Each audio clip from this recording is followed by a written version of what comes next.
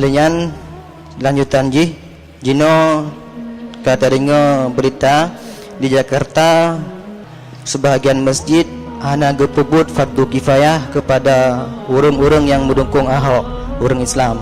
Kiban pandangan Abu. Sekian, Assalamualaikum warahmatullahi wabarakatuh.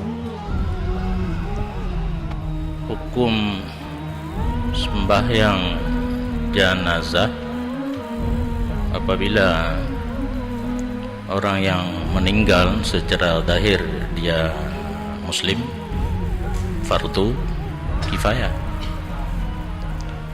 bukan fardu ain. Fardu kifayah dituntut atas umum, bukan satu persatu.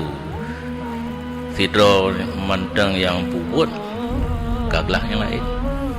Berarti orang yang dukung Ahoknya hana tidak urung mayang gelah temandum hana buku, kecuali hana mentiro nyan deca mandum kan kalilah. Nah tidak urung puput menyebut berlai kifayah fahla ke urung puput yang lain gelah dosa. Mentiro hana urung puput mamandum dosa. Nyan tinggal pilih mendang. Pu ingin berdosa, pu ingin pre dosa dengan na tidak urung puput. Daju tidak urung mendang.